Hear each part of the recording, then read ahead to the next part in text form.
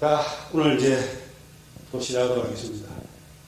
참, 오늘 그 칼럼 내용 중에 제가 흥하는 리더와 망하는 리더에 관한 이야기가 있었는데, 지난번에 그 타이탄호, 옛날에 111년 전에 침몰한 타이타닉호를 보러 들어가던 그 타이탄이라는 잠수정이 그 내파돼가지고, 이 내파라고 하는 것은 그 안에서 폭발한 게 아니고 바깥에서부터 압력이 쭈그러 들어가지고 그냥 파괴된 겁니다. 그래가지고 완전히 흩어져 버린 그런 사고가 있었죠. 그러니까 111년 전에 침몰된 타이타닉을 보러 들어가던 타이탄이라는 호가 같이 난파돼가지고 그 사고가 났다는 건 참 아이러니한 일이죠. 그런데 이 두 사건에는 공통점이 있습니다.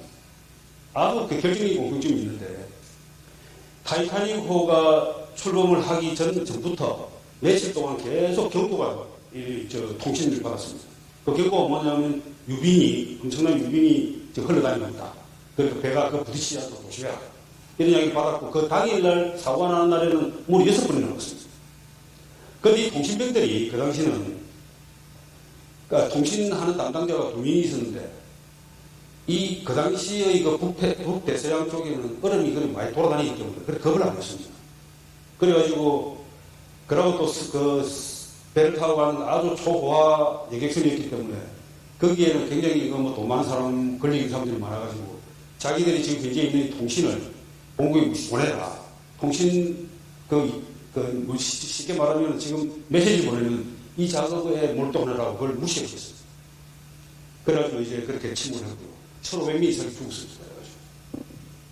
근데 이 타이탄호를 탄소 섬유를 가지고 이렇게 만드는 아주 도전적인 설계를 아주 특별히 했고, 그 설계를 보고 많은 사람들이 선박협회라든지 아니면 그 잠수인 협회 이런 데서 그거 위험하다, 아주 엄청난 참사를 가지고 것이다, 이런 걸 했는데도 불구하고 그 CEO는 그걸 무시했습니다. 심지어는 회사 내부에서 직원들이 그거 아주 위험하다고 이야기할 사람들은 잘라버리거나 그 친구를 상대로 소송을 걸기도 하고 이렇게 해가지고 압박을 했습니다. 그래서 결과는 이제 저렇게 그 CEO도 같이 탔었죠. 그 사람 죽었습니다. 그 5명이 그것도 100만장자의 재벌들이 죽었는데, 그 두 가지의 공통점은 거기에 있습니다. 제가 그 칼럼 마지막에 그런 이야기 해놨죠.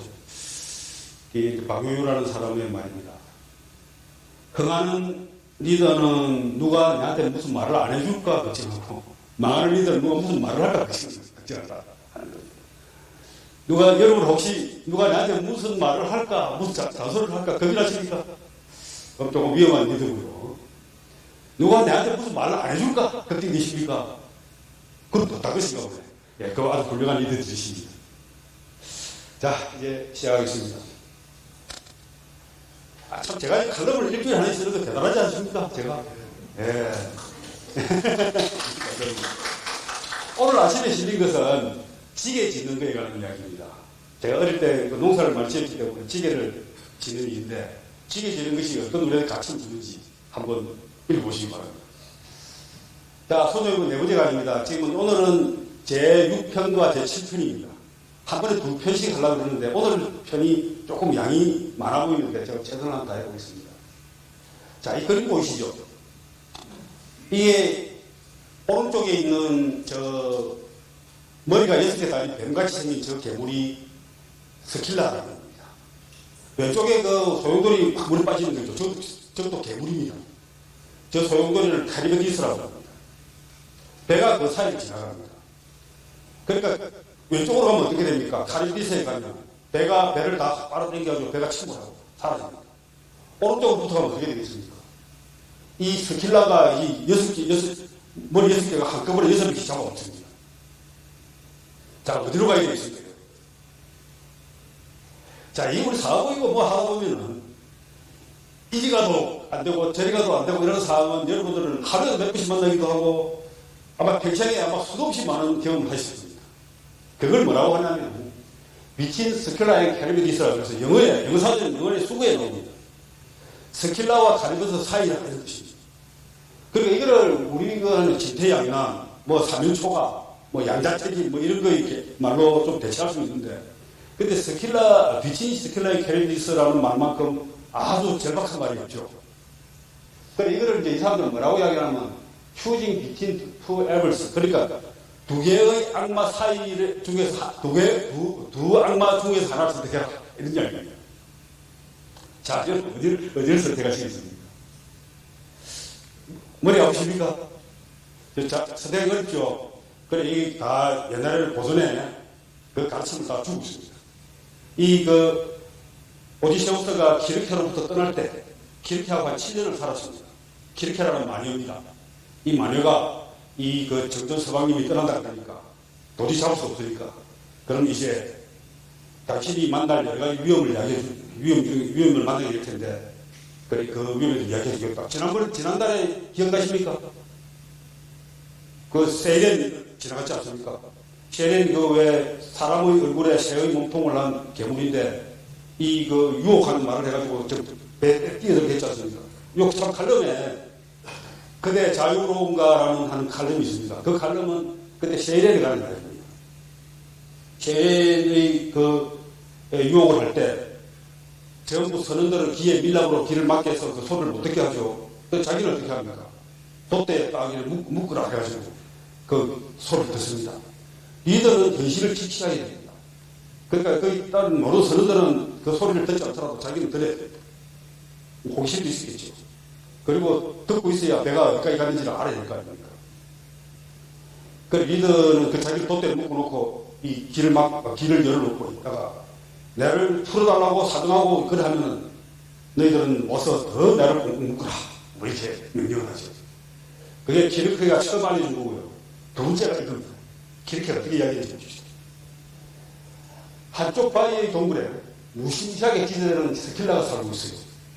그녀는 6개의 기다란 목을 가지고 목마다 무시무시한 머리가 하나씩 나 있는데, 머리 하나마다 배에서 한 명씩 낚아채 갈 거예요.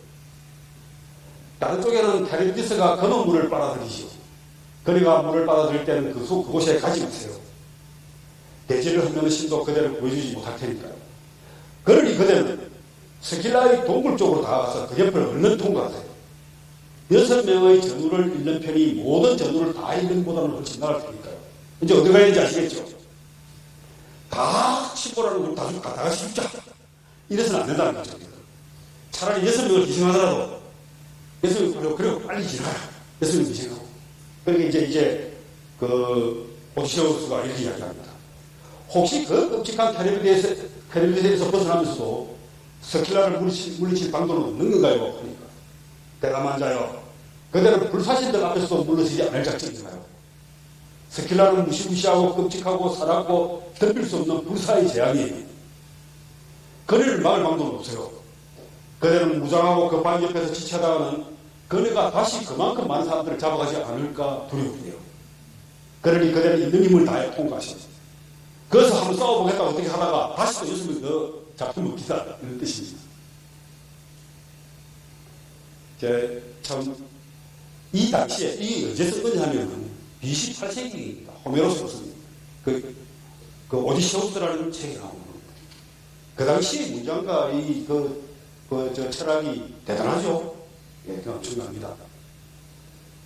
자, 근데 이게 이제 우리가 비즈니스를 하면서, 우리 저걸 뭐라고 그럽니까? 어려울 때 우리가 어쩔 수 없이 잘라내야 되는 게 있죠. 그걸 뭐랍니까? 손절한다 그러죠. 투자를 할 때도 마찬가지 아닙니까? 주식 투자를 할 때도 손절을 하죠. 근데 어찌 보면은 비즈니스의 모든 기본은 잘라내는 겁니다. 그래, 이걸 하다가 우리가 뭐냐면, 우리가 항상 뭔가를 더 얻는 것이 있지 않고 버리는 것이 있죠. 도덕경에도 그런 말이 나오죠. 도라고 하는 것은 날마다 버리는 것이다.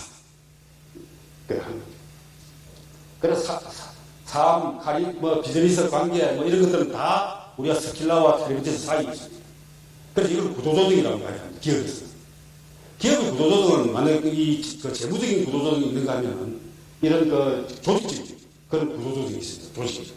제가 요즘 뜨고 있는 바다에다가 물어봤습니다. 기업의 구조조정에 대해 설명해 주게. 이렇게 해야 돼요. 기업 구조조정은 이렇게 이야기합니다. 일반적인 구조조정 형태는 조직 축소, 조직의 규모를 줄이는 것, 조직 개편, 조직의 부문, 부서, 팀 등을 재구성하거나 재배치하는 것, 업무 프로세스 개선, 조직의 업무 프로세스를 분석하고 재설계하여 효율을 상승시키는 것, 사업 능력을 조정하는 것, 이런 식으로 이야기가 나옵니다. 실제로 구조조정하는 데서는 뭐 다양한 이야기가 있지만, 제가 그냥 요즘 제가 챗GPT와 바드, 그리고 빙, 이런 여러 가지 몇 가지가 있는데, 이 세 가지 중에서 막 이것도 써보고 저것도 써보고 하는데, 이런 거 물어볼 때는 바드가 좀 신뢰성이 가는 것 같고, 번역이나 뭐 이런 것도 시켜보면 챗GPT가 더 잘하는 것 같고, 하여튼, 제가 기분 나는 대로 이거 써봅니다. 근데 여러분들은 또 항상 컴퓨터에 하실 때는 이걸 띄워놓고, 뭔가 이걸 내가 생각을 하는데, 뭔가 좀 약간 막히는 것 같다고 생각하면 일단 물어보면 이 친구들이 길을 터줘요.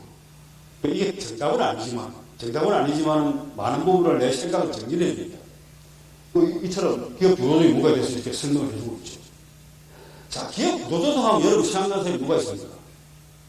구조조정의, 아마 인류 역사상 그만큼 구조조정을 대단히 한 사람이 없을 겁니다. 이 재결치가 2020년도에 죽었습니다. 재결치가 죽어가지고 저쪽에 가니까, 뉴트론제, 당신은 나를 자를 수 없을 거야. 뭐 이런 이야기입니다. 그러니까, 이 재결치가 자기가 회장에 취임을 해가지고, 취임할 때 인원이 한 40만 명이 좀 넘었습니다. 그때 5년간에 사람을 얼마나 잘라냈었습니까? 한 5만 명은 될 것이다. 5만 명 정도는 될 것이다. 넘을 것이다. 없습니까? 10만 명 넘을 것이다. 에이, 설마 한 1만 명 정도 내겠지. 놀라지 말고 30만 명을 잘랐습니다. 30만 명. 40만 명이 되면 41만 명 되는 거를 29만 8천 명을 잘랐습니다. 근데 그거만 끝났겠습니까? 근데 이 사람, 그래서 뭐라고, 이런 별명이 뭐냐면, 뉴트론제입니다. 뉴트론 반이라는 게 뭡니까? 중성자탄입니다. 이 중성자탄은 폭발하는 게 아닙니다. 그러니까, 건물 바깥에서 중성자탄이 터지면, 건물은 깨끗이 그대로 있고, 사람만 죽습니다. 이 중성자탄이 굉장히 무서운 재결치가 중성자탄과 같은 인간이라고. 그래가지고 뉴트론제예요. 근데 이 사람이 자기가 회장으로 취임하는 동안에 그러니까 120억 불 정도의 총 매출을 4,100억 불까지 올랐습니다. 그러니까 우리가 천재가까지 깔아도 410조 정도의 매출을 올린 것이고, 이게 하여튼 회사도 가감하게 잘랐지만 1등을 그 분야가 아니면 다 잘라라. 그러고 새로 기업 영입을 하고 그 지위가 나중에는 금융회사까지 다 인수를 해가지고 금융 분야에서도 굉장히 큰 성과를 남기고 있죠. 우리 정용 회장과 비슷합니다. 예. 자, 그래서 이게 뭔가를 우리가 같이 일을 하고 있는 많은 사람들을 동료다라는 어떤 한 식구라 생각해서 다 끌고 가는 것도 굉장히 중요한 일이고, 그런 사람들을 잘 정리를, 회사를 잘 키우는 것도 굉장히 중요한 일입니다. 이것도 역시 마찬가지로 비치 스킬라의 길이 있습니다. 회사를 정말로 잘 큰 위대한 회사로 키울 것인가, 아니면 사람들하고는 정말 유대관계를 잘 유지하면서 사람들을 잘 키워가면서 아주 인간적인 그런 회사를 만들 것인가 하는 둘 중에 하나를 선택하는 것도 스킬라와 카리버스 사이라고 이야기할 수 있겠습니다. 자, 또 우리가 항상 하는 리뷰를 해야죠. 이거 계속 보다 보면 외우지 않겠습니까? 네, 그렇죠. 자, 제가 도천지장법 하면 뭐라 해야 되죠? 자, 도천지장법. 예, 요걸 하나 하고요. 병자, 궤도약. 뭐니까 전쟁이라고 하는 것은 속임수다. 작전에서 교지불려 졸속. 지체된 완벽은 졸속을 절대 이기지 못한다. 그러니까 졸속하더라도 빠른 결정이 중요하다. 왜 그렇죠? 빠른 결정을 해가지고 잘못되면 적어도 거기로부터 배울 수 있는 게 있습니다. 배움이 있습니다. 피드백이 있죠. 그러나 완벽을 추구하느라고 지체되면 어떻습니까? 배울 것도 없고 일도 안 되고 아무것도 안 되는 겁니다. 그리고 더 중요한 건 뭡니까? 성적이니까. 회사가 성공하고 잘 되면 잘 될수록 더 강해져야 됩니다. 근데 회사가 잘 나갈수록 약해지는 경우가 굉장히 많죠. 실패하는 경우가. 그다음 모공에서는 특히 100번 싸우고 100번 이기는 것이 최선이 아니다. 그러니까 100점 100선 부의선제선자여라. 싸우지 않고 상대를 굴복시키는 것이 최선이다. 부정이 불인지명이 선지선자여라. 지피지기 100점 불태. 뭐 우리가 100점 지피지기 100점 불성이라고 잘못 알고 있는 게 100점 불태입니다. 100번 싸워서 서로를 상대를 알고 나를 알면 100번 싸워서 위태롭지 않다. 그러고 아주 제가 칼럼에 썼던 거 상경벌모. 이걸 칼럼을 제가 2개를 썼었죠. 상경벌모에 관해서는. 최고의 전략은 상대방의 생각을 도모하고 나는 생각을 잘라버리는 것이다. 그 다음에 뭡니까? 그 사람은 외교를 끊는 것이다. 세 번째로 한 것이 이제는 하루속히 싸우는 것이다. 피를 흘리는 것이다. 나머지는 마지막은 남의 성을 공격하는 것이다. 굉장히 소모적인 것이다. 군영편에서는 먼저 적이 나를 이기지 못하도록 하는 상태에서 내가 적을 이길 수 있을 때를 기다린다. 이게 이제 선의불가성, 이 대적지가성. 승리하는 문제는 먼저 이겨놓고 싸우고, 패배하는 문제는 싸워놓고 이기려 한다. 야박이 말이죠. 그러니까 사업도 마찬가지입니다. 이길 수 있는 모든 사항을 다 딱 철저하게 준비해놓고 스타트를 하는 것이 제일 중요하죠. 그런데 일단 사업을 해놓고 보자. 막 닥치도록 하고 이렇게 하면 뭐 죽이 살기로 그렇게 덤비는 그런 매우 무모하게 하는 젊은이들이 굉장히 좀 많이 보입니다.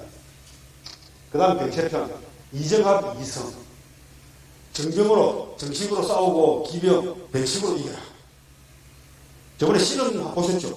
씨름으로 딱 바로 서로 정식으로 딱 삿발 잡고 딱 쓴 다음에 그 다음에 어떻게 합니까? 온갖 기술로 상대방을 제압을 합니다.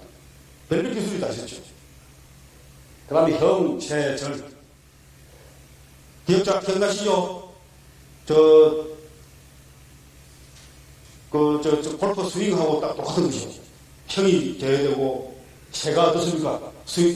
마지막에 할 때의 스윙 스피드가 최고로 도달해야 되고, 그러고 그보다 더 중요한 게 뭡니까? 스윙 스팟이 딱 맞아야 되죠. 형체절. 어지러우면 다스림에서 나오고, 두려우면 용맹함에서 나오고, 약하면 강함에서 나온다. 이해가 잘 안 되십니까, 혹시? 여러분, 어디, 한 번씩 몸이 아팠다가 아니면 운동을 전혀 못하다가 골프 라운딩을 갔다. 여러분 스윙하면 어떻습니까? 힘이 굉장히 많이 들어가죠. 그러나 내가 체력 상태가 좋고 힘이 좋을 때는 어떻습니까? 약하게도 칠 수 있고 부드럽게도 칠 수 있습니다. 그래서 강하면 약하면서 나오는 것입니다. 약할 때는 오히려 힘이 더 들어가고 더 안 됩니다. 그래서 항상 자기의 상태를, 모든 우리가 상태를 다스리는 상태, 그리고 용기를 충만한 상태, 그리고 충분히 힘을 기른 상태를 유지해야만이 의지로움과 그리고 두려움과 약함을 다 구사할 수 있습니다. 자, 이렇게 이제 봤고요. 자, 이제 오늘은 6편입니다. 오늘 6편과 7편에도 여러분들이 기억해 둬야 될 만한 주옥 같은 가르침들이 참 많습니다.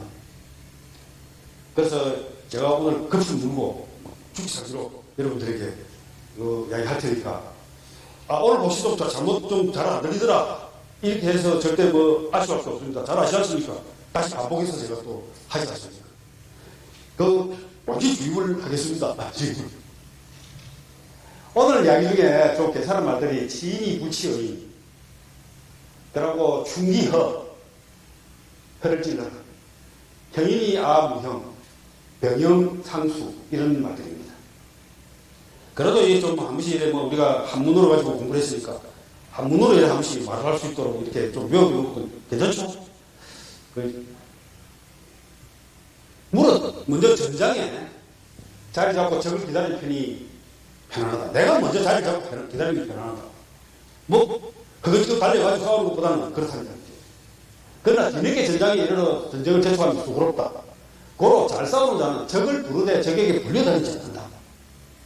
이게 치인이 불치의. 적이 스스로 오게 하려면 이익으로 유인해야 한다. 적이 오지 않게 하려면 해로움이 있다는 걸 알게 된다. 여기 오면 좀 해롭다 하는 걸 알게 된다. 적이 편안하면 지치게 만들고 배불리 먹으면 굶주리게 안정되어 있으면 동요하게 한다. 이게 지금 허실편에 처음 나오는 이야기입니다. 여기서 딱 핵심적인 말이 치인이 불치의 의미입니다. 이 치가 부르다는 뜻입니다. 사람을 부르되 불려다니지 마라. 근데 이 말을, 이 치자를 다스릴 치자로 써가지고, 다스릴 치자로 해석도 가능합니다. 그래서 적을 조종하되 적에게 조종당하지 말라라고 해석을 합니다. 그러니까 사람을 부를 것인가 말 것인가를 지금 우리가 어떤 상황이 한번 유추되는가를 생각해 보니까 이 협상 과정이 그런 게 많겠더라고요. 협상을 할 또 하나의 전쟁인데 내가 상대방 쪽으로 가야 하는가, 상대방을 내게 오게 해야 하는가 하는 이런 선택을 해야 될 것입니다. 그럴 때는 어떤가 하고 찾아보니까 이게 이런 것들이 있어요. 협상 환경이 뭐가 옳은가? 상대방 당신 쪽인가 내 쪽인가?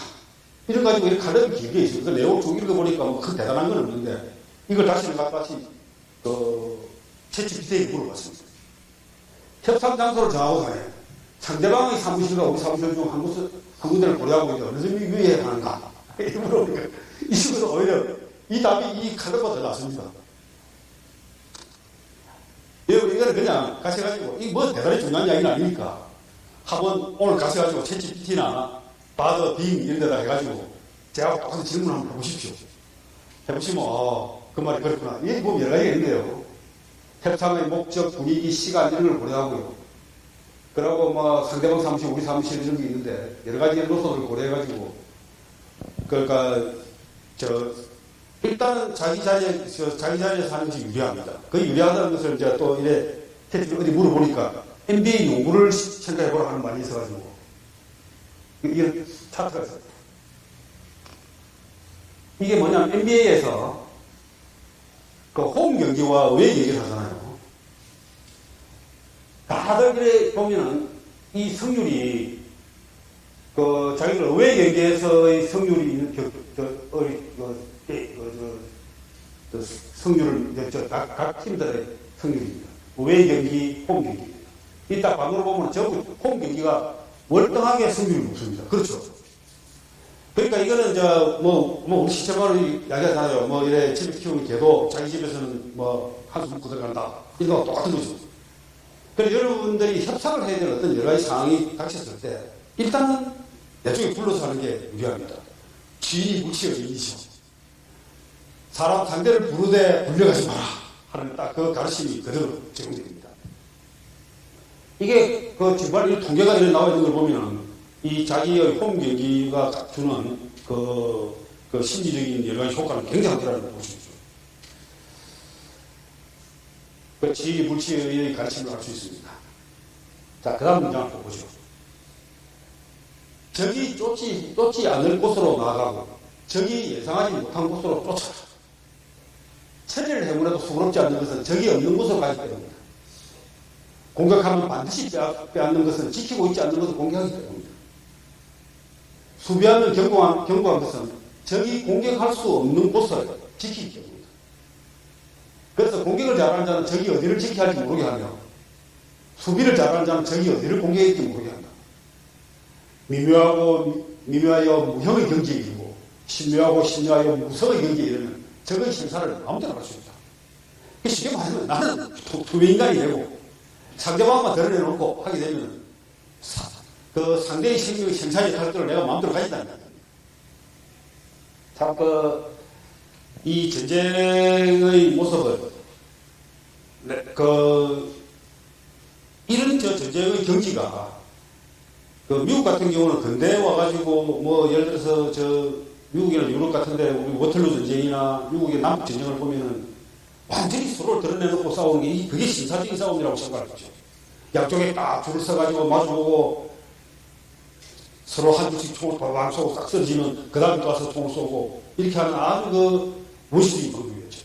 이 2500년 이상 전에 이런 그 전쟁이 전쟁의 그 아주 핵심을 짚고 있어요.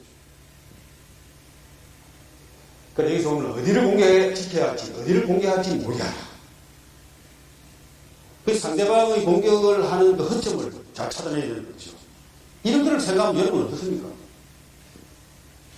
꼭 우리가 뭔가를 시험을 칠 때 출제 범위는 굉장히 넓고 문제를 풀어야 될 그 문제는 굉장히 어느 곳에서 나올지 모르는 그런 상황과 비슷한 거죠. 진격해도 적이 막아내지 못하는 것은 적의 허를 찌르기 때문에 충기허라는 말이 있습니다. 태가 가해도 추격하지 못하는 것은 빨라서 뒤쫓을 수 없기 때문이다. 아군이 싸우고자 하면 적이 비록 높은 성능과 깊은 참호를 구축하고 있어도 우리와 싸우지 않을 수 없다. 그들이 반드시 구해야 하는 것을 공격하기 때문이다. 아군이 싸우지 않으려고 하면 땅에 금을 그어놓고 지키고 있어도 적은 우리와 싸우지 못한다. 적이 가야 할 바를 어그러뜨렸기 때문이다. 적이 어떤 방향으로 나가야 될지를 알 수 없게 만든다는 이야기입니다. 그래서 주도권을 지어라. 이니시티브를 주도권을 지어라. 전쟁의 주도권. 비즈니스도 다 마찬가지입니다.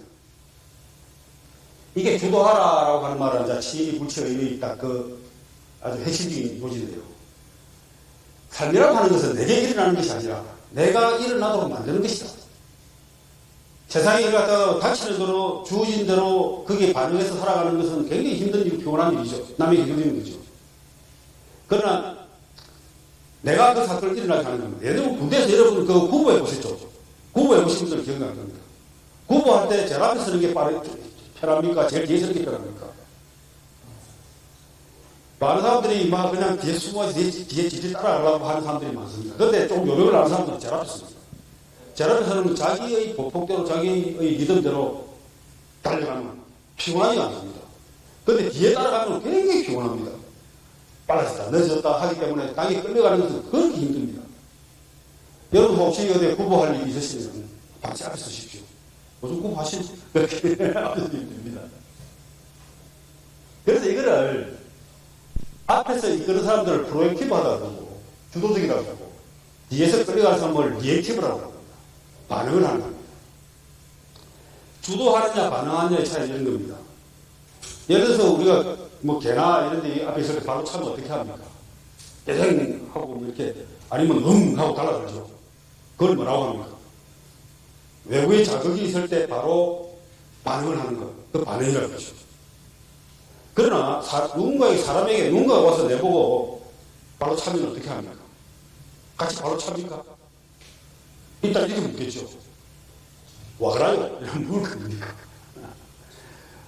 그러고 내가 이 사람한테 뭘 잘못했는가? 뭐 이런 것을 생각해 볼 겁니다. 그래서 생각을 하고 말하고 그걸 결정을 해가지고 나도 한번 차야 되겠구나 하고 차는 거죠. 그래서 외부의 자극과 내가 행동하는 사이에 뭐가 있습니까? 사고와 판단이 그것을 주도하는 것입니다. 그게 주도하는 것입니다. 그래서 이게 보면은 아까 금을 꺾어놓고 있어도 상대방이 우리가 싸우기 싫으면 공격하지 못한다는 말은 이런 거 비슷해요. 사공명 규생중달이라는 삼국지에 나오는 이야기입니다. 이건 워낙 유명한 말이라서 어디 적당한 여러분들에게 기억에 남을 그림을 하나 찾을까 하고 찾아보니까 그림이 별로 좋은 그림이었습니다. 근데 일본 그림이 되어 있습니다. 그걸 내가 가져왔습니다. 시세로 봄에 이케로 주다츠 하시라스. 그러니까 살아있는 공명이 살아가고 있는 제갈공명이 죽은 공명이 살아있는 사마중다를 따라가게 만들다 이런 뜻입니다. 이런 이야기 혹시 여러분 삼국지 보시는데 기억나십니까? 제갈공명이 어디서 죽습니까? 오장원에서 죽죠. 오장원에서 그러니까 이 북벌정책, 그래 촉한에서 유비도 죽고 조조도 죽고 다 죽은 상태입니다. 그 유배의 아들을 모시면서 이제 출사표를 던지고, 출사표를 두 번 던집니다. 그 이제 두 번째, 첫 번째 다녀와가지고 다시 두 번째 출사표를, 그 출사표는 대단합니다. 진짜 문장도 아주 수려하고, 지금도 많은 사람들이 문장을 공부하는 사람들은 그걸 이렇게 읽기도 하는데, 그 출사표를 던지고 이제 북벌 정책합니다. 그리고 오장원에서 이제 자리를 했는데, 별이 이게 떨어지는 걸 보고, 아, 내가 죽겠구나. 이래가지고 이제, 오강답도라고 하죠. 북두실성을 그려놓고 촛불을 켜놓고 이제 그걸 걸어가면서 이제 주문을 외웁니다. 그래, 그걸 하면 자기가 좀 더 살 수 있는데, 강유라는 이제 문을 확 넣어가지고 성상, 정부가 쳐들어봤어요. 이렇게 하다 촛불을 꺼뜨립니다. 아, 그래, 내 운명이 이것밖에 안 되구나. 그래가지고 오장원이 죽습니다. 죽고 이제 죽으면서 이제 이렇게 합니다. 이제, 사마이를 이기지 못한다. 그래서 빨리 철수를 해라. 대신에 철수를 할 때 사마이가 뒤쫓아 올 거니까 어떻게 해라. 이렇게 가르치고 이제 죽습니다. 그래서 진짜 이제 다 철수를 하니까, 전부 다 철수를 하니까 사마이가 이제 위나라, 그러니까 조조의 아들의 장군입니다. 사마이가 이제 쫓아가려고 합니다. 쫓아가다 보니까 제갈공명의 형상 같은 게 이번에 보이는 겁니다. 그러니까 인형으로 만드는 거죠. 그걸 보고 놀라가지고 죽이살도 달아납니다. 제갈공명이 그 당시, 그러니까 제갈공명이 이렇게 달아나는 척 하면서 또 다시 뒤통수를 칠 수 있는 모든 준비를 해놨을 것이다. 병자 궤도야, 병자는 속임수다. 이걸 제갈공명이 워낙 잘했거든요. 그래서 사마이가 달아납니다. 사마이가 굉장히 뛰어난 전략가이기도 하고, 그런데 워낙 신중하게 했기 때문에 전쟁 중에도 제갈공명이 살아있을 때 사마이에게 여자 옷을 보냅니다. 용기가 누움이라고 이제 보내면 사마이가 그걸 입고 이렇게 하는 장면도 있죠. 사실은 이 삼국지에서 최고의 승자는 사마이입니다. 그러니까 위나라가 조조로부터 조조의 아들, 손자 이렇게 해서 4대가 갑니다.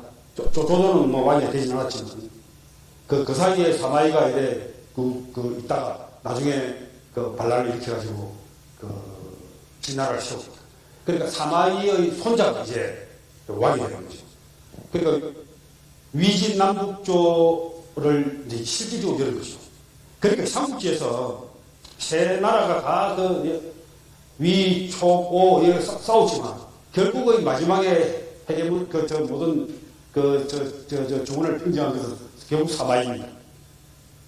사마이의 손자가 이제 진나라를 세워가지고 위진 남북조 시대 56국이 그때부터 전 중원이 혼란스러운 시대가 오게 되죠. 자, 그런 이런 이야기가 이제 사실 이야기는 그렇게 가는데, 이보다 더 가는 거는 이 비슷한 스토리가 우리나라에도 있었죠. 누구겠습니까? 사순신, 파신. 그러니까 죽은 순신이, 이순신이 살아있는 외병들을 무찌렀다. 이런 이야기입니다. 이 이야기는 이게 지금 보면 진비록과 선조실록 이런 데 지금 나옵니다. 이순신은 나아가 싸워 크게 이겼는데 적선 200여 척을 불태우니 죽거나 사로잡힌 자가 셀 수가 없을 정도였다. 적을 추격하여 남해와의 경계에 이르러 이순신은 친히 화살과 돌을 무릅쓰고 싸움을 독려하였는데 적의 탄환이 날라와 가슴을 뚫고 등뒤로 나가 좌우에서 부추하여 장막 안으로 옮기는 중 이순신이 말하기를 싸움이 급하니 부디 내가 죽었다고 말하지 말라. 전방급 신 물은 아사 이로는 마침내 절명하였다. 이렇게 진비록에 나와 있고요. 이 선조실록에는 외적이 마침내 대패하니 사람들은 모두 죽은 순신이 산 외적을 물리쳤다고 하였다. 부음이 전파되다 호남일도의 사람들이 모두 투복하여 노파와 아이들까지도 슬피 우지하는 자가 없었다. 국가를 위하는 충성과 몸을 입고 전사한 우리는 비록 옛날에 훌륭한 장소라 하더라도 이보다 더할 수는 없다. 참으로 애석하다. 조정에서 사람을 잘못 써서 이순신으로 하여금 그 재능을 다 빼지 못하게 하였다. 서로 실로에 기점이 있습니다. 그러니까 이순신이 내가 내 죽음을 알리지 말라 한 이후로 외를 더 많이 이제 묻히는 거죠.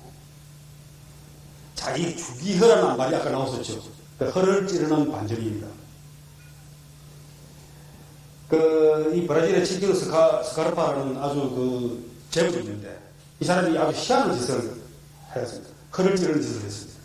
무슨 짓을 했는지 동영상 한번 보시죠.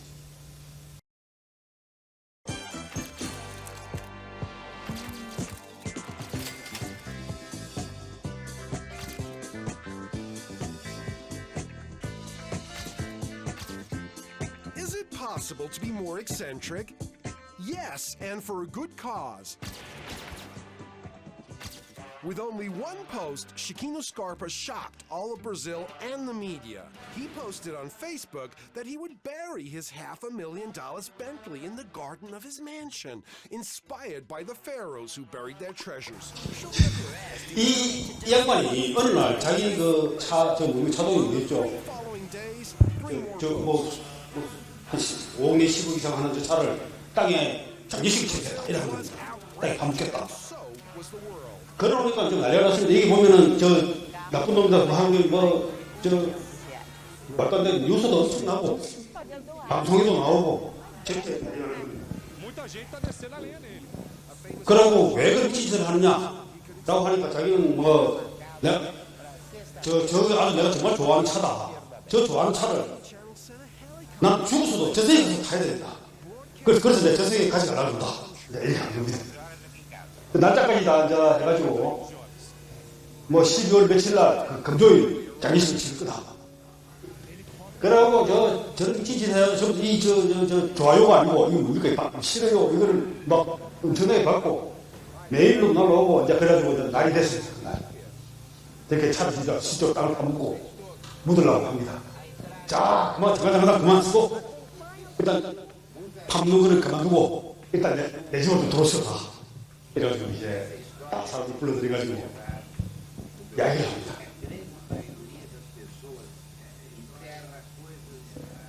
뭐라고 이야기하고 있겠습니까? 여러분 내 차를 저렇게 저 비싼 차를 끌어놓는다고 하니까 여러분 아깝다고 생각하십니까? 다 그렇다는 거죠. 그냥 미친다고 생각하니까 다 그렇다고 하는 거죠. 그런데 여러분들은 저 차보다 훨씬 더 비싸고 귀한 것을 여러분들은 땅에 파묻고 있습니다. 무슨 말이겠습니까? 가보십니까? 여러분들이 장기를 쓸 수 있는 누군가의 생명을 살 수 있는 장기를 죽었다고 해서 그때 다 끊는다는 겁니다.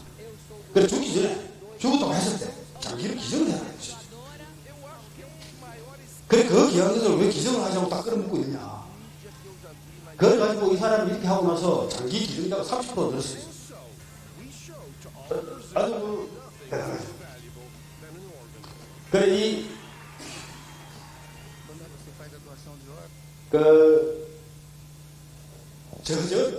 정말로 어마어마한 그냥 충기허였습니다. 헛점을 이런 거죠. 제가 브라질에서도 엄청난 센세이션을 일으켰고 저희 세계적으로 굉장히 유명했는데 아마 여러분들 들어보신 분도 있을 겁니다. 저 사람이 이제 그러니까 장기 기증을 독려하기 위해서 장려하기 위해서 저는 아주 황당짓을 저지른 거죠. 정말 허를 찔렀죠. 우리 허를 찌르는 것들이 이 소리가 좀 잘 들립니까? 네. 허를 찌른다고 하는 것은 사실은 우리가 마케팅이라든지 비즈니스 여러 상황에서 아주 많이 쓰이고 있죠. 사람들은 그냥 밋밋하게 그냥 예측 가능한 것을 그렇게 좋아하지 않습니다. 뭔가가 자기가 모르는 깜짝 놀라는 그런 것을 느꼈을 때 굉장히 그거에 대해서 반응이 격렬하게 일어납니다. 실제로 심리 테스트나 뇌의 자기 운명 이런 걸 해보면 그런 재미에 대해서 사람들은 굉장히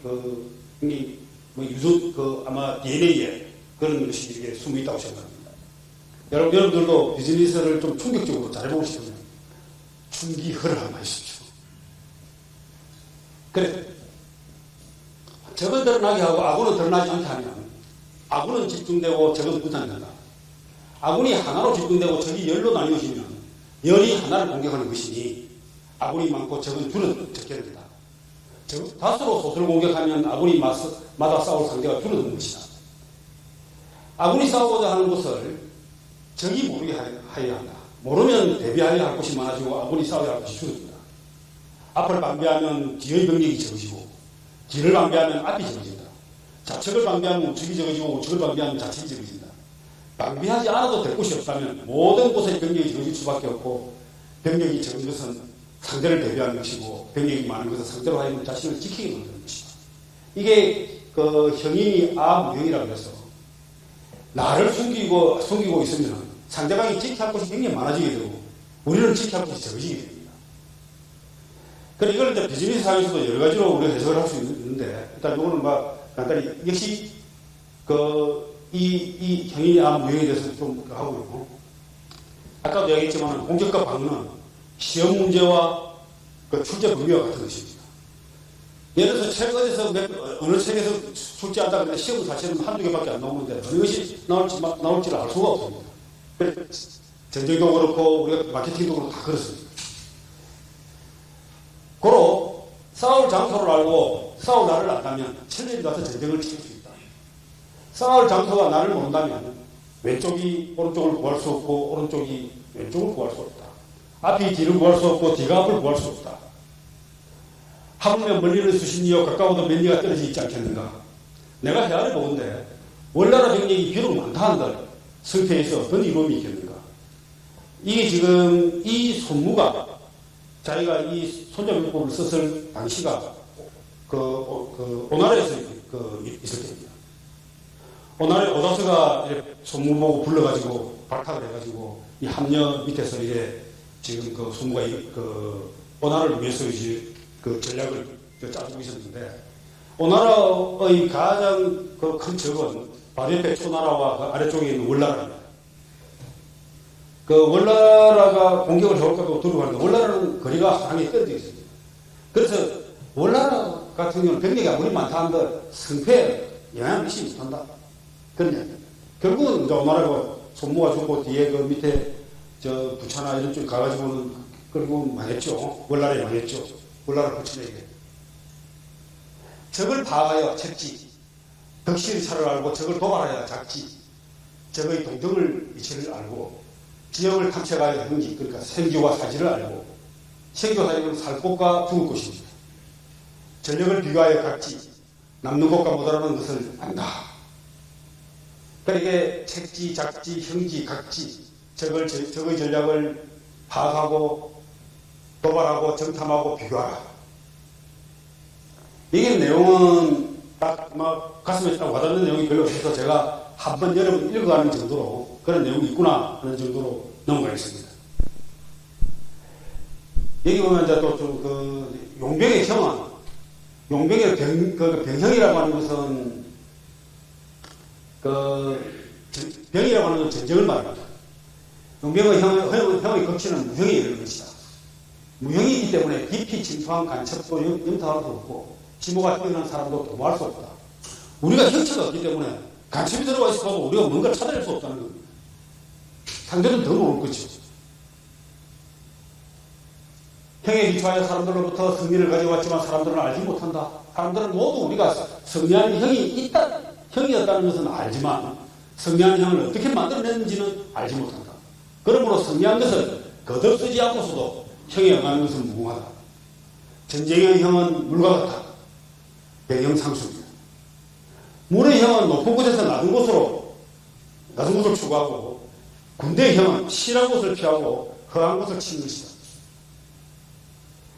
물은 땅에 따라 흐름이 만들어지고 군대는 적에 따라 승리가 만들어진다. 그래서 군대에 불변의 시가 존재하지 않는 것은 물에 불변의 형이 존재하지 않는 것과 같다. 적의 상황에 따라 능이 변함으로써 승리를 얻는 것을 이끌어 가히 신유하다. 고로 오행에서도 항상 이기는 경우는 없고 사계에서도 항상 같은 곳에 있지 않냐며 하루 날에도 길고 짧음이 있고 달도 찰고 기움이 있다. 아주 뭐 철학적인 이야기로 마무리합니다. 여기 보면 이제 중요한 게 군대의 형은 실한 곳을 피하고 강한 것을 치는 것이다. 물과 같은 것이다. 이 그래 병형상수, 수무상형. 병형이라고 하는 것은 물과 같은 것이고 물은 그 형이 없는 것이다. 항상 일정한 형이 없다. 우리가 비즈니스를 할 때 물이 높은 곳에서 낮은 곳으로 흐르듯 마케팅이라든지 모든 전략을 짜더라도 실한 곳을 피하고 거한 곳을 치는 겁니다.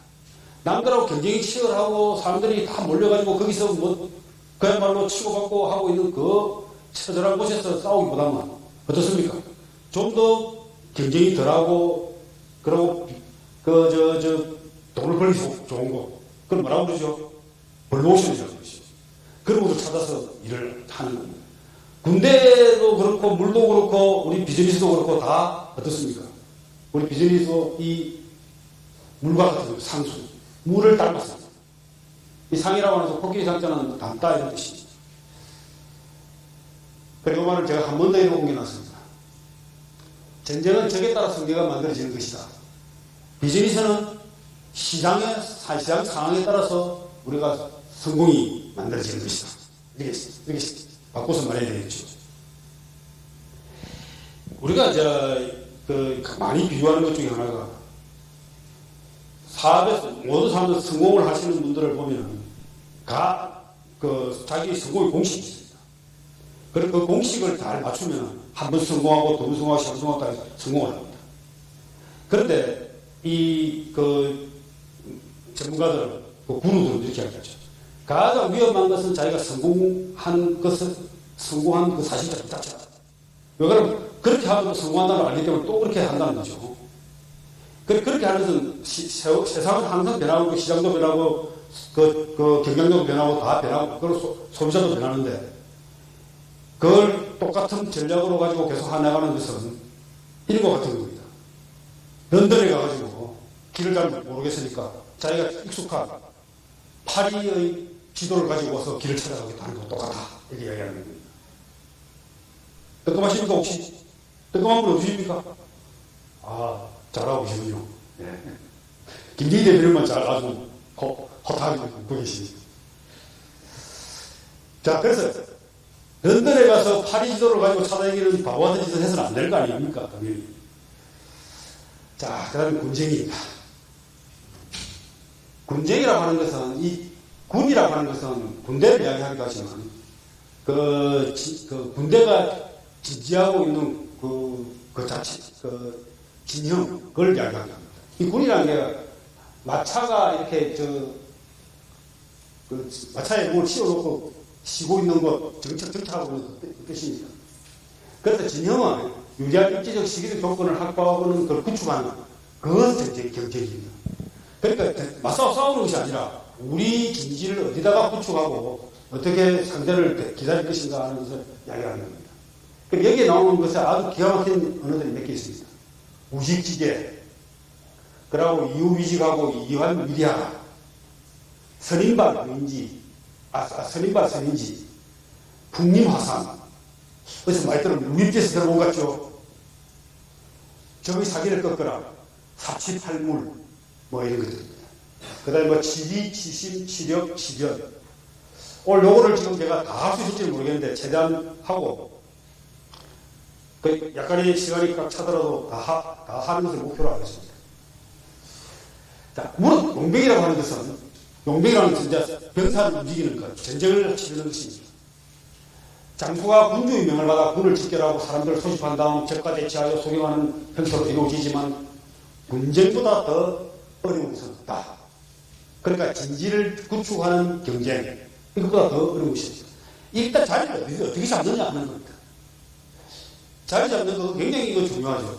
제가 어느 날 서울에 경마장을 갔습니다. 경마장은 아니고요. 경마 티켓 끊는 그 기계가 이제 특급 분쟁이 일어나가지고 현장검정하러 갔습니다. 그 현장검정하러 가는데 경마장이 항상 문을 여는 게 아니고 그래서 일요일 아침에 갔는데 그 경마장에 들어가지고 그 현장검정 하면서 밖을 내다보니까 경마장 문이 딱 있는데 문을 사람들이 문 앞에 빽빽하게 있는 겁니다. 그래, 문을 여니까 사람들이 막, 뭐랍니까, 무슨 넌입니까? 오픈넌. 뭐 물건 살 때 빨리 가서 문 집기해서 오픈넌이라고 그러죠. 그것처럼 막 죽기 살기로 달려가지고 뛰어 들어오는 겁니다. 그래가지고, 내가, 경마, 저렇게 빨리 들어와야 될 이유가 있나? 왜 사람들 저렇게, 그러니까 경마하고 오서, 거기 오는 사람들이 문을 열자마자 그렇게 죽기 살기로 달리는 거죠. 그래서 물어보니까, 좋은 자리를 앉기 위해서, 좋은 자리. 경마에서 돈을 따는 좋은 자리가 있다는 겁니다. 자기들이 믿는. 기아사죠. 좋은 자리 잡기 위해서. 그거 이상으로 이렇게. 나는 그걸 보고 아주 기아 샀습니다. 이것도 역시 마찬가지죠. 좋은 자리를 차지해야만이 전쟁에서 이긴다는 겁니다. 물론 그거하고는 비교할 수 없는 이야기겠지만, 군쟁이 어려운 것은 돌아가는 길을 지름길로 만들고 불리함을 이로움으로 만들어야 한다는 것이다. 이게 이우위지입니다. 이 우라고는 우회하다는 뜻입니다. 돌아가는 길을 바르게 만든다. 참 돌아가는 지름길. 그거 참 기가 막힌 말이죠. 바로 그 길을 우회하면서 이로움을 끌어내고 적보다 늦게 출발하여도 먼저 도착할 수 있다. 이것을 우직지계라. 이것이 우직지계를 안다고 하는 것이다. 우직지계. 우직하게 뭘 한다 이 뜻이 아닙니다. 우직하게는 어리석을 우자로 써야 되는데 그 어리석을 우자가 아니고 우직하게 간다는 뜻이 아니고 이 우직이란 말은 돌아가는 지름길이라는 뜻입니다. 굉장히 철학적인 말이죠. 그리고 보면 이제 우회하는 지름길을 구하는 불법의 정치입니다. 가까운 길도 멀리 돌아갈 줄 아는 길입니다. 멀지만 가깝고 느리지만 빠르다. 사실 우리가 뭐 길을 가다가 보면 그 내비게이션 쳐보면은 이리 가면 진짜 빠른 길인데 들어가는 길을 같이 주기도 하지 않습니까? 그쵸? 그 길이 막힐 때. 그게 우직지계라고 볼 수 있는데요. 그래, 이거는 굉장히 많은 분야에서 우리를 생각해야 하는 겁니다.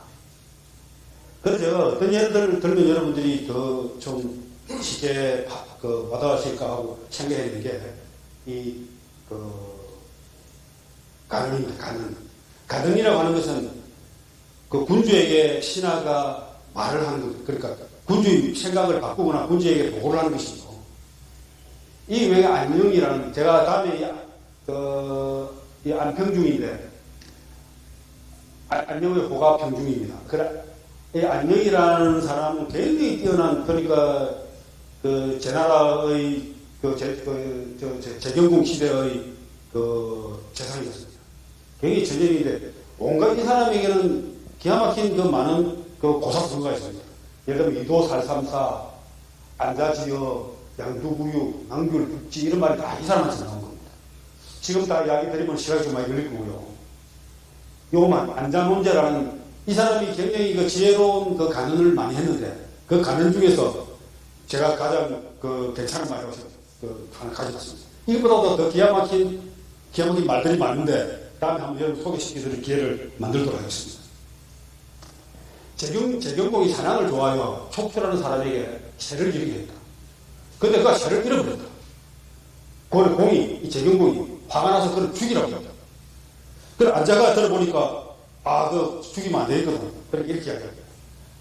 촉표는 제가 새를 있으니, 제가 새가지고 있으니, 그의 죄를 죄에 맞게 논제를 한 다음, 죄를 논한 다음에 죽이도록 해주십시오. 하니까 공이, 그래, 알아. 촉추, 너는 군주의 세를 관리하면서 그것을 잃어버렸으니 그게 첫 번째 죄다.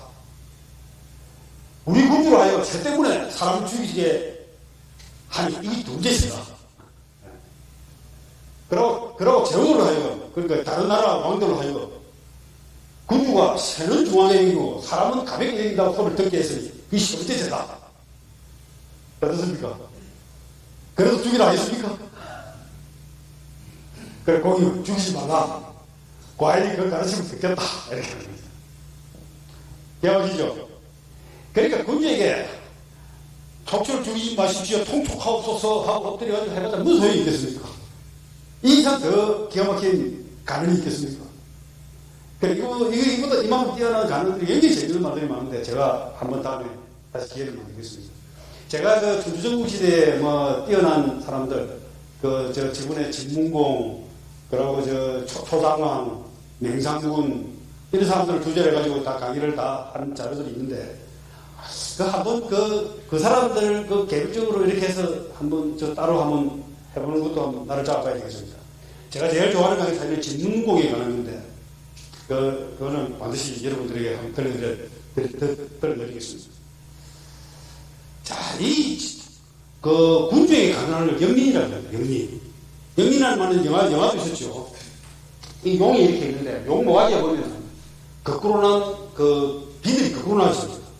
다른 데는 다 바로 나 있는데, 이 용이라는 게 순해가지고 잘 하면 타고 다닐 수도 있고 이러는데, 이 용의 영린을 건드리면 반드시 잡아박혀 죽습니다.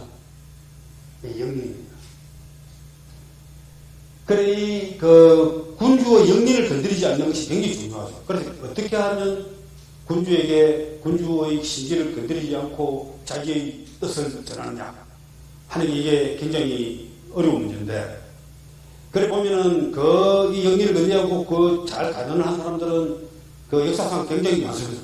보면은 예를 들면 가장 유명한 사람이 당태종의 재상이었던 위징이라는 사람. 그 위징은 당태종이 그랬거든요. 자기가 세 가지 경험이 있는데 그 중에 하나가 이 위징이라는 이 신한데 이 신화가 죽고 나니까 나는 이제 뭘 어떻게 살아야 하느냐 하는 거 한탄합니다. 그래 가난을 어떻게 하면 잘하는데 가난의 방법이 있을 거 아닙니까? 이 공자가 의해 이 강군오위 군주에게 가난하는 5가지의 옳은 방법이 있다고 했습니다. 이렇게 해야 됩니다. 1번이 흉가 넌저시 돌려서 말하는 겁니다. 이 아마 지금 방금 안녕이 한 것이 흉가에 가깝죠. 두 번째는 강가 솔직하게 말하는 겁니다. 강가 자기를 바싹 들어가 통촉하옵소서 하고 가는 강가입니다. 질까 그러고 앞뒤 가지 않고 그러면 안 됩니다 하고 확 찌르는 겁니다. 이래가 잘 죽죠. 그래 분간 우회적으로 비교하면 분장하는 겁니다. 그래 이게 지금 분간 같은 경우는 굉장히 또 재밌는데 이게 굉장히 재밌겠죠. 방금 같은 분간과 혈관의 조합이라고 볼 수 있겠습니다. 그래 이 회사에 우리가 다 여기 리더들이시니까 우리 직원들이 와서 이야기할 때 뭐라고 이야기할 때 어떤 때는 굉장히 기분 나쁘죠. 옳은 말이 기분 나쁠 때가 굉장히 많습니다. 옳은 말로 기분 나빠서 옳은 말을 기분 나쁘게 한다 이런 사람도 있죠. 유신민 같은 사람들이 그렇다는 거죠. 우리 직원들도 마찬가지로 진짜 옳은 말이긴 한데 막 영 듣기 싫어서 기분 나쁘고 그런데 옳은 말을 듣기 좋게 할 수 있는 건 굉장히 뛰어난 자신입니다. 우리 우리도 많은 사람들이 같이 일을 하지만 저한테 이야기를 할 때 기분 좋게 그 말을 듣도록 만드는 사람은 참 정말 귀한 사람입니다. 여러분들 하고도 아마 그런 분이 있을 겁니다. 자, 그렇고요. 자, 군정은 이로운 것이기도 하고 위험한 것이기도 하다. 정부를 데려가서 이로움을 다투고 가면 절대 도달하지 못하고 일부 병사들만이 먼저 가서 이로움을 다투고 다니면 치중을 잃게 됩니다. 보급이 안 되는 것이죠. 갑옷을 말아서 등에 주고 달려서 밤낮을 쉬지 않고 2배의 속도로 백리를 가서 이로움을 다투고자 하면 3분의 장수가 사로잡히고 강한 자는 앞서지만 지치지 않게 처지게 되니 이 경우 열의 하나만이 도달하게 될 것이다. 50리를 가서 이로움을 다투고자 하면 상장군들이 지쳐 쓰러질 것이고 이 경우 절반만이 도달할 것이다. 30리를 가서 이로움을 다투면 3분의 2만이 도달하게 된다. 그러면 군대는 보급품이 없어 망하거나 양식이 없어서 망하거나 혹은 물자가 없어서 망한다. 그러니까 저런 자리를 차지하기 위해서 무리하게 했을 때 일어나는 문제들을 이야기하고 있습니다. 이 군정의 덕실을 인식해야 됩니다. 실제로 전쟁에서 높은 곳에 잘 잡고 거기서 싸우면 굉장히 유리하죠. 밑에서 위로 치는 것만큼 힘든 게 없습니다. 이웃 제후들이 소심도 모른 채 그들과 함부로 친교를 맺을 수 없듯이 살림, 험하고 막힌 곳, 섭지나 택지의 형을 모르면 군대를 움직일 수 없고 길 안내자를 이용하지 않으면 지리적 이점을 활용할 수 없다. 전쟁은 속임수로 설 수 있는 것이고 이로움이 있을 때 움직이고 나누고 합쳐서 변화를 도모하는 것이다. 그런데 비즈니스 환경은 우리하고 똑같습니다. 현재가 지금 같습니다. 어떤 물건을 신제품을 개발하고 아니면 제품의 어떤 시장에 뛰어들려 할 때 그 시장의 경쟁 상황, 그리고 우리 같은 변리사들이 항상 하는 이야기는 특허 리스크, 어떤 그 특히 침해라든지 이런 것들이 일어났을 때 얼마만큼 잘 방어하고 공격할 수 있는가 하는 그런 문제, 이런 것들을 그것이 얼마나 험하고 막힌 곳인지, 어디 습지인지 택지인지, 마른 곳인지 높은 곳인지 낮은 곳인지, 이게 굉장히 중요하죠. 그래서 전쟁은 속임수로 일어설 수 있는 것, 이로움이 있을 때 움직이고 나누고 합쳐서 변화를 도와라. 지금 마케팅도 다 마찬가지입니다. 이걸 그래서 풍림화산이라는 말이 여기서 나옵니다. 그래서 기질역풍, 달릴 때 풍, 바람같이 달릴 때는 바람처럼 움직여요. 그리고 기서여림, 천천히 움직일 때, 아주 조용히 움직일 때 숲처럼 고요하게 움직여요. 그리고 어떤 공격과 침략을 할 때는 불처럼 맹렬하게 해요. 그리고 움직이지 않을 때는 산처럼, 산이 움직이지 않듯이 옴짝없이 그대로 있어요. 굳건하게 있어요. 그리고 숨을 때는 어둠처럼 은밀하게, 그리고 움직일 때는 천둥 번개처럼 계속하게. 풍림화산해라 그래가지고 또 여기는 바다가 없는데 손정희가 소프트 뱅크의 손정희가 자기의 좌우명으로 풍림화산해를 딱 써붙여놨습니다. 이게 우리가 무언가를 움직이고 행동을 할 때 달려야 될 때도 있고 조용히 있어야 될 때도 있고 천천히 움직여야 될 때도 있고, 그리고 아예 숨어야 할 때도 있고 급속히 공격을 해야 될 때도 있고, 이런 여러 가지 사항을 이렇게 설명하고 있습니다. 하나하나 여러분 다시 한번 기억해 보실 만한 내용들이죠. 이 말을 하고 또 유사한 것이 이 잡보작경에 이런 말이 있습니다. 유리하다고 교만하지 말고 불리하다고 비굴하지 말라. 무엇을 들었다고 쉽게 행동하지 말고 그것이 사실인지 깊이 생각하여 이치에 맞도록 행동하라. 여기 보면 이제 벙어리처럼 침묵하고 임금처럼 말하며 눈처럼 냉정하고 불처럼 뜨거워라. 태산 같은 자부심을 갖고 눈불처럼 자기를 낮추어라. 역경을 참아 이겨내고 행패에 나아질 때를 조심하라. 재물을 오물처럼 볼 줄 알고 터지는 분노를 잘 다스릴 줄 알라. 때로는 마음껏 풍년을 즐기고 사슴처럼 두려워할 줄 알며 호랑이처럼 용맹할 줄 아는 것이 무릇 지혜로운 예의사입니다. 지금 우리가 이런 것들이 지금 앞에서도 마찬가지고 이것도 마찬가지고 풍림화산도 마찬가지다. 그런데 제일 중요한 게 무엇입니까? 비유입니다. 비유. 자신의 무언가를 행동이나 이걸 이끌 때 무엇에 비유할 것인가? 나는 그냥 굳건하게 조용히 가만히 있어야 되겠다. 이렇게 말하는 것보다 나는 산처럼 가만히 있어야 되겠다. 요원의 불처럼 휩쓸고 침략을 싹쓸이 해야 되겠다. 이런 식으로 무언가에 비유하는 것이 매우 중요해요. 이걸 은유라고 하는데요. 제가 지난번에 제 TV 나온 거 보셨죠? 그게 나오는데 거기서 생각의 시대에도 보면 이 은유라는 것을 굉장히 중요하게 생각하고 있습니다. 무엇을 은유를 잘하는 사람들이 사람의 설득력이 그냥 뛰어나죠. 그리고 공자라든지 예수라든지 석가모니라든지 이런 위대한 소크라테스 마찬가지입니다. 다 위대한 사람들은 이 비유를 잘했습니다. 성경책을 다 보면 전 비유입니다. 그렇죠. 그러니까 이 뛰어난 리더들은 자신이 말하고자 하는 것을 어떻게 비유해서 말할 것인가 하는 것을 항상 염두에 생각을 해야 됩니다. 마을을 정복하면 병력을 나누어 배치하고 확보한 땅에서 소득을 나누며 현지 상황을 고려하여 이동한다. 우직지계를 미리 알고 있는 자가 승리한다. 이것이 군정의 원리다. 옛 병서 군정에서 말하기를 말을 해도 서로 들을 수 없기에 북과 정을 치고 보려고 해도 서로 볼 수가 없어 깃발을 사용한다. 무릇 진과 북, 깃발은 사람들의 이목을 하나로 모으기 위한 것이다. 사람들이 하나로 일치되면 용감한 자도 홀로 나아가지 않고 비급한 자도 서로 홀로 물러서지 않을 것이다. 이것이 많은 사람들을 지휘하는 방법입니다. 여기서 이야기할 수 있는 이 통신이 서로 소통이 이루어져야 한다는 것이죠. 어떤 조직에서든 간에 소통이 차단되게 되면 그건 죽은 조직입니다. 그리고 소통이 이루어지고 서로 뜻을 모으게 되면 아무리 용감한 자도 혼자 나아가지 않고 혼자 나가가지고 그 위기를 맞이할 수 없는 것이죠. 그리고 비급한 자도 혼자 물러서지 않습니다. 서로가 그 뜻을 서로 공유하기 때문입니다.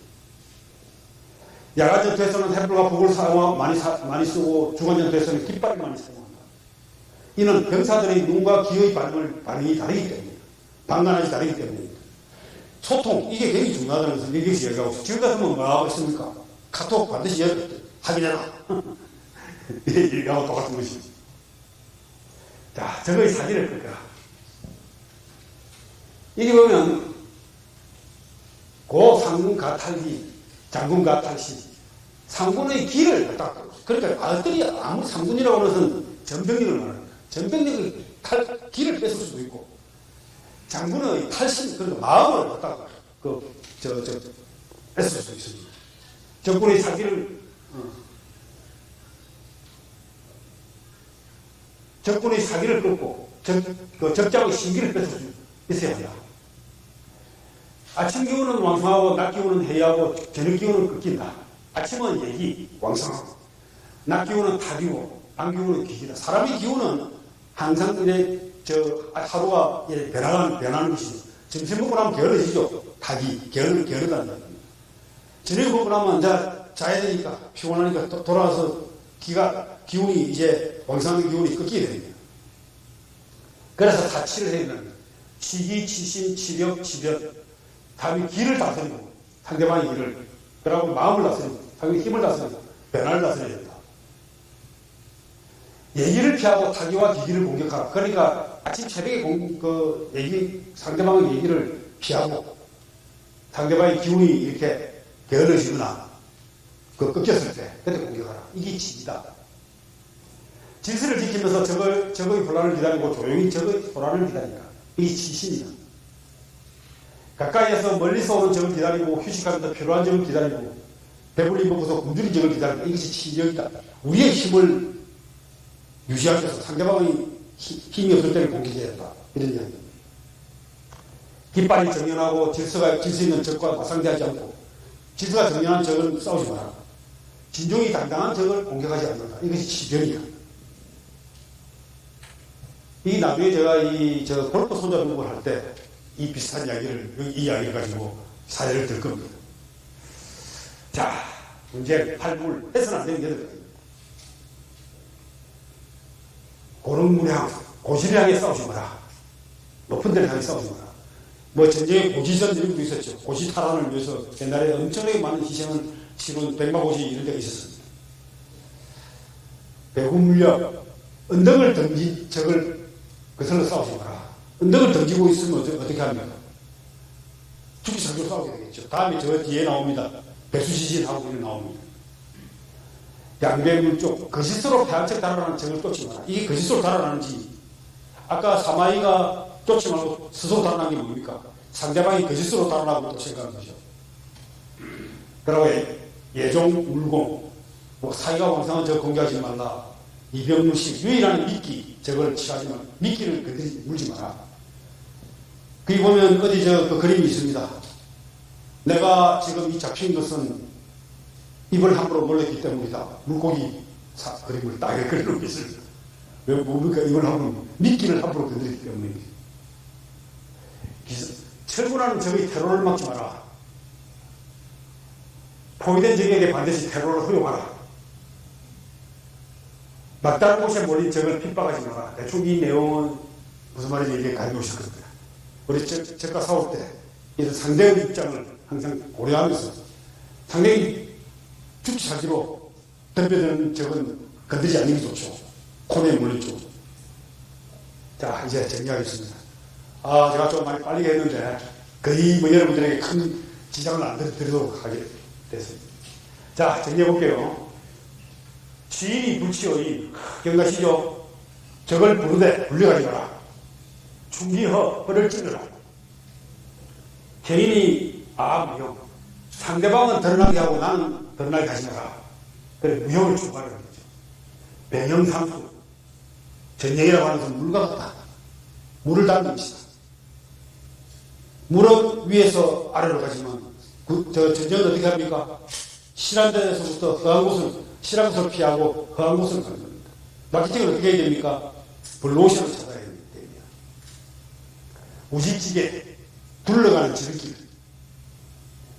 이후위직하고 이한미리하라. 둘러가면서 더 빨리 가고 그 위기를 이로움으로 바꿔라. 이한 의지하라. 후인발 선인지 늦게 출발해서 빨리 도착하라. 풍림하사 잘 기억하시죠? 다음에 제가 여러분에게 한 번 더 말씀드리겠습니다. 그리고 시기, 상대방의 기운, 상대방의 마음, 상대방의 힘, 상대방의 변화 이런 것들을 다 다스려라. 네. 감사합니다. 수고하게 다녀왔습니다. 이 사실 이게 7편이 좀 양이 많아가지고 6편, 7편이 많아서 이거 다 하겠나 생각했는데 뭐 다 했고요. 다음 달에는 또 그 다음 편을 가지고 여러분 모시도록 하겠습니다. 네, 감사합니다.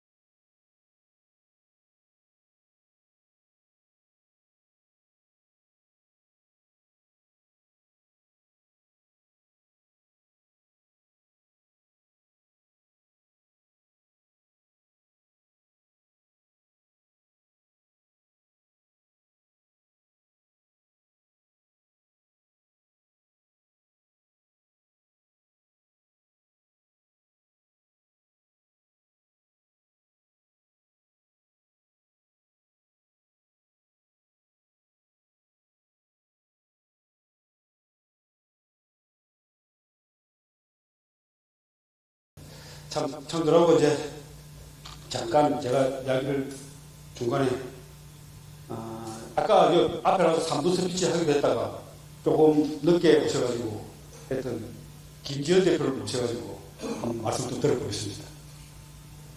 여러분들에게 이 3부 스피치는 누구도 피해갈 수 없습니다. 그러니까 순서가 됐다 이러면 어쩔 수 없구나, 운명이구나, 팔자구나 이렇게 하고 그냥 준비가 나오시면 됩니다. 나는 못한다 하고 내 빼가 알아 이렇게 안 받아들이면 허용 안 됩니다. 자, 김지현 대표 오세요. 미래디자인의 김지현 대표입니다. 아주 여러 분야에서 아주 멋지게 활동하고 계신데.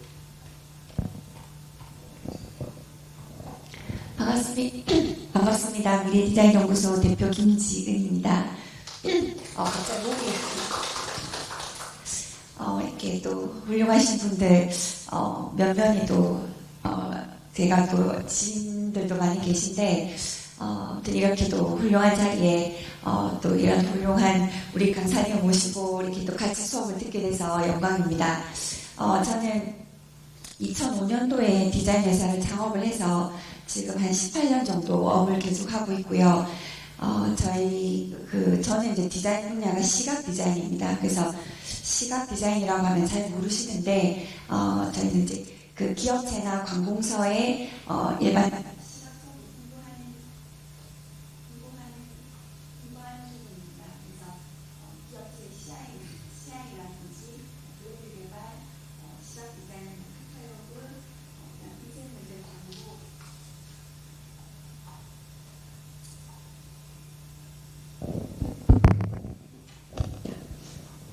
네, 그런 어떤 디자인 개발을 주로 하고 있고요.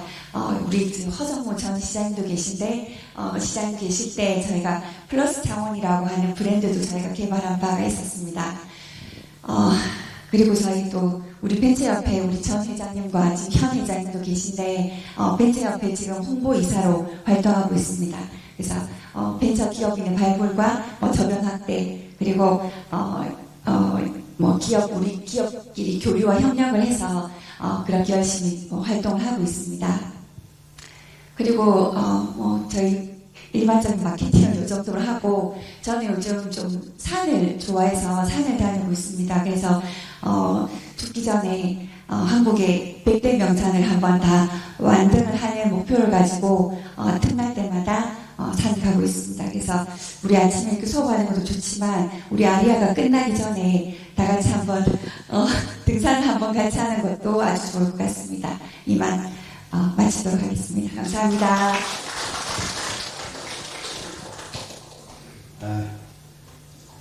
좀 예쁘게 아주 좋은 말씀 잘 해주셨고요. 제가 김지현 대표하고 특별한 일이 하나 있었는데, 제가 아버지 구순 때 며칠 남겨놓고 이거 구순을 그냥 식사나 하고 이렇게 하기는 좀 아쉬워서 제가 그 아버지와 관련돼서 글을 써놓은 것들을 한번 찾아보고 제법 한 열몇 편이 되는 겁니다. 그래 이걸 끌어모아가지고 책을 한번 만들자. 3일 전에. 그래가지고 옛날 사진도 이렇게 좀 끌어모아가지고 그때 저렇게 몇 던져주면서 책자 좀 만들어 주시오. 했는데 세상에 3일 만에 책자를 그때 우리 가족끼리 나누면 한 70부 정도만 찍었는데, 그럼 편집을 다 해가지고 아주 멋지게 만들어 준 겁니다. 너무나 고마운데 아직까지 그 보답을 못했는데, 참 다시 한번 공개적으로 감사합니다. 그리고 또 한 가지 어나운서 할 게 있습니다. 요 운영위원 중에 김양수 사무 잘 아시죠? 경총에 사무 오랫동안 30년 근무를 하셨는데, 그러다 작년부터 한 1년 반 정도를 낭인이 돼가지고 이렇게 지냈습니다. 그러다가 이제 이번에 오늘부터 창원대학교 산학협력단에 출근하게 됐습니다. 그래서 아주 축하드리고요. 그 산학협력단에서 어떤 활약을 할 것인가는 아직 출근도 아니기 때문에 미리 들어보기는 재미없고, 나중에 좀 지내고 나서 좀 그 상황을 듣기로 하고요. 오늘은 박수만 보내드리고 하십니다. 박수, 기장사.